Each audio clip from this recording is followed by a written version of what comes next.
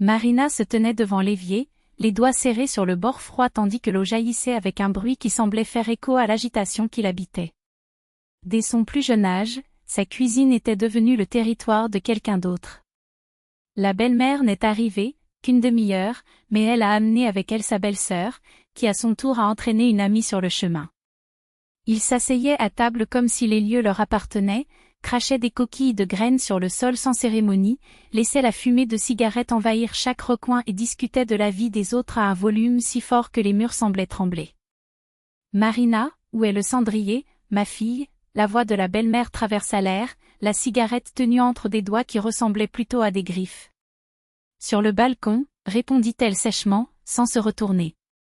On nous envoie toujours là-bas, il fait chaud ici, grogne la femme, offensée, en tendant la main pour attraper une autre poignée de cacahuètes. Le mari, coincé dans un coin avec son téléphone portable, faisait semblant de ne rien entendre. Comme toujours. Marina savait qu'il n'interviendrait pas, même si le monde s'effondrait. Cette bataille silencieuse n'appartenait qu'à elle. Marina, tu as une tasse propre là-bas? Celle-ci est toute petite, a crié la belle-sœur pour la 3e fois de la matinée. Elle ouvrit le placard, en attrapa un autre et le frappa sur la table avec plus de force que nécessaire. Je n'étais pas contre les visiteurs, pas vraiment. Mais ces visites s'étaient transformées en un défilé d'abandon, une occupation sans fin où le respect était laissé de côté, ainsi que les chaussures. Pendant ce temps, la belle-mère fouillait déjà le réfrigérateur le plus naturellement possible. « Qu'est-ce que tu as pour nous réchauffer, ma fille? Nous sommes affamés, venant de la rue comme ça. » Marina retint son souffle, ses doigts appuyant sur le bord de l'évier jusqu'à ce que ça fasse mal.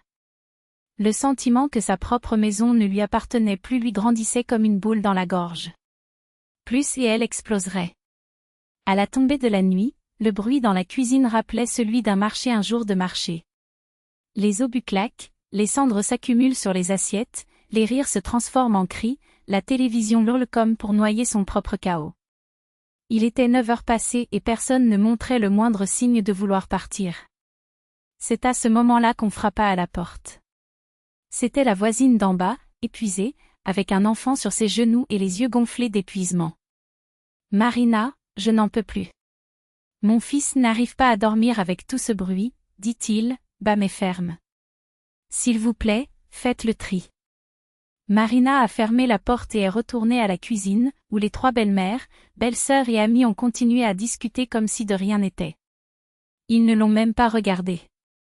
Le mari, bien sûr, est resté fasciné par l'écran du téléphone.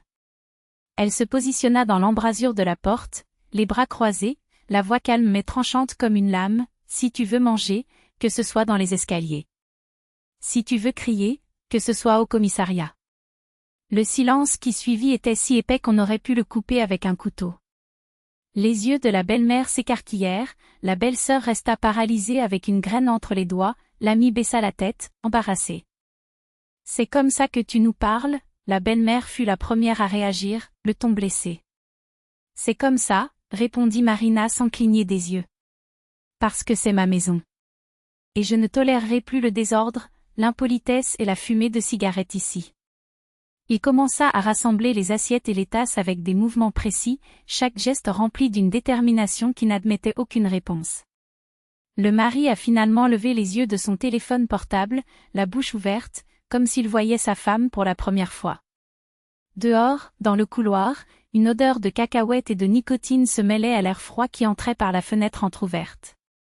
La belle-mère tenait son manteau d'une main et tentait d'argumenter, « Mais nous sommes une famille, Marina. Ça ne peut pas être comme ça. La famille se respecte, a-t-elle répondu sans la regarder dans les yeux. Vous êtes entré chez moi comme si c'était un self-service. » La belle-sœur renifla, agacée, « Vous exagérez, ce n'est pas grave. » « Ce n'est pas grave ?»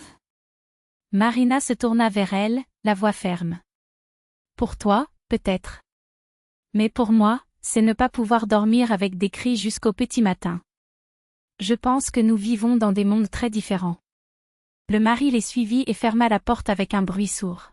« Qu'est-ce que tu fais ? » « Ce sont mes proches. » murmura-t-il, furieux. « Génial !» Elle se tourna vers lui pour la première fois depuis des mois. Invitez-les dans votre bureau. Ou au parking. Mais ce n'est plus un endroit pour ce cirque. Et il entra en fermant la porte avec un soulagement qui faisait mal. Il s'y appuya, les yeux fermés, le cœur battant. Pour la première fois depuis longtemps, le silence à l'intérieur de la maison n'était que le sien. Dehors, il y avait des grognements sourds, des craquements de briquets, des bruissements de sacs de cacahuètes écrasés dans le froid du couloir. Désormais, le salon avait changé d'adresse.